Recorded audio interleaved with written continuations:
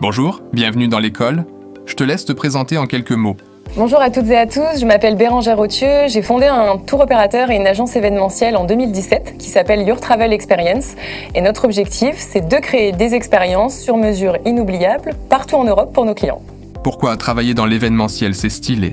Alors l'événementiel, c'est stylé parce que c'est un métier dynamique, c'est une industrie en mouvement perpétuel et surtout, chacune de nos journées est différente. On ne sait pas ce qu'on va avoir le matin en se levant. On arrive à créer des choses avec nos petites mains, notre cerveau et finalement, à la fin, à être très fier de voir le résultat concret de ce qu'on a pu imaginer lors de nos sessions brainstorming en équipe. Super! Cette année, tu vas être amené à travailler avec nous et d'animer une spécialité événementielle. Alors concrètement, si on doit résumer en quelques mots, c'est quoi cette spécialité? Alors cette spécialité événementielle, c'est la clé pour savoir organiser tous les événements et tout connaître de l'industrie événementielle. On va être capable à la sortie de ce module de savoir monter un événement de A à Z, de créer l'événement en entier, de savoir négocier avec des partenaires, des clients, des fournisseurs, de trouver des lieux, de maximiser notre créativité, ça c'est vrai à un niveau assez incroyable, et puis surtout de continuer à œuvrer pour l'industrie événementielle et proposer des projets toujours plus fous pour nos clients.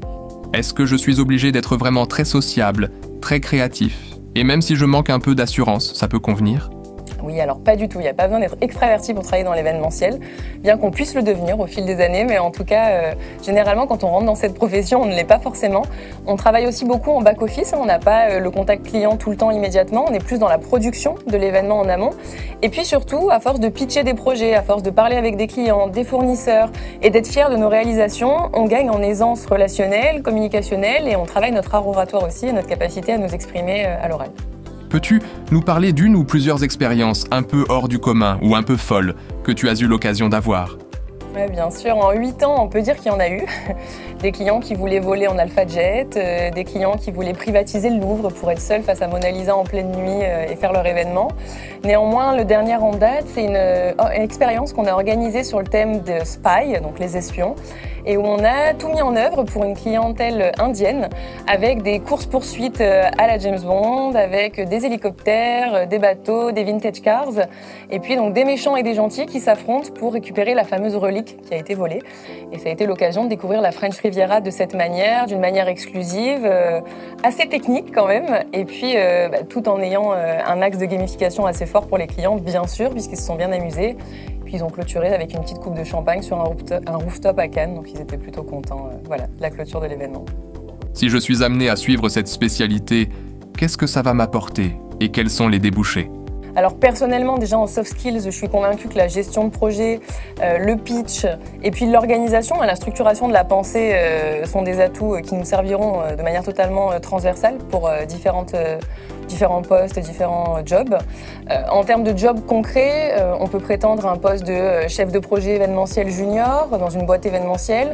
On peut également penser aussi à du sport, par exemple être chargé dans un club de l'organisation des événements, un club de rugby, un club de hand, un club de foot. Ça peut être également dans des hôtels, puisque les hôtels ont des services événementiels où on va créer les cotations pour les groupes et accueillir les groupes au sein de notre établissement.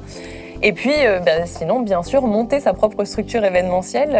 Moi j'en ai pris le parti et je pense que c'est quelque chose qu'on peut faire en freelance assez facilement avant de se lancer avec une vraie structure, une agence et avoir plusieurs collaborateurs pour s'éclater et accompagner des événements privés, donc par exemple du baptême, du mariage, etc.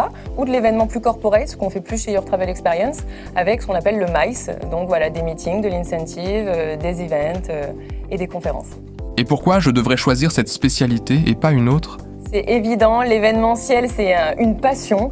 Peut-être que vous ne la connaissez pas encore, peut-être que vous allez vous la découvrir, mais si vous êtes dynamique, engagé, que vous avez à cœur de découvrir plein de choses, d'être ouvert sur le monde, l'événementiel, c'est la spécialité à prendre et je serai ravie de vous accompagner, en tout cas tout au long de cette année.